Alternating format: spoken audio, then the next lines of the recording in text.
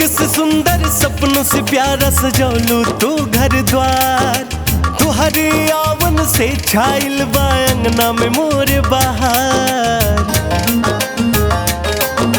स्वर्ग से सुंदर सपनों से प्यारा सजौलू तू घर द्वार। तुहरे आवन से आइल बा अंगना में मोर बहार। तोहर प्रीतिया के छैया में बसल पिया संसार। तोहरा आवन से छाइल बा तोहरा आवन से छाइल बा अंगना में मोर बहार। तोहरा आवन से छाइल बा अंगना में मोर बहार।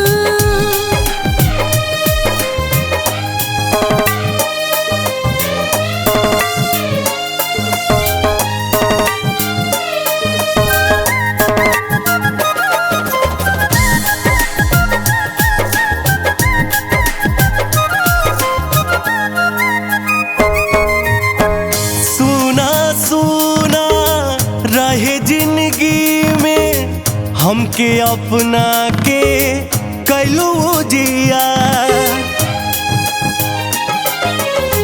हाथ देके तू हाथ में हमके खुशियन के दी हालू उपहार।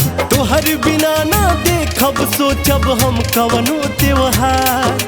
तोहर बिना ना देखब सोचब हम कौनो त्योहार। तोहरा आवन से छाइल बा हो तोहरा आवन से छाइल बा अंगना में मोर बहार। तोहरा आवन से छाइल बा अंगना में मोर बहार।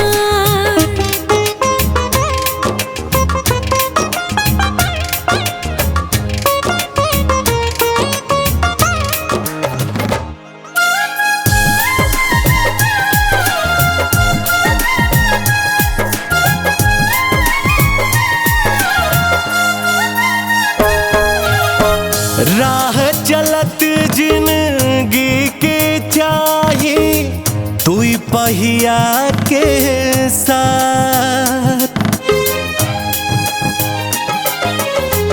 7 जन्म तक छूटी नाही गंगा गौतम के हाथ। प्रीत प्यार के डोरी न टूटी न टूटी कौनो तार। प्रीत प्यार के डोरी न टूटी न टूटी कौनो तार। तोहरा आवन से छाइल बा हो तोहरा आवन से छाइल बा अंगना में मोर बहार। तोहरा आवन से छाइल बा अंगना में मोर बहार।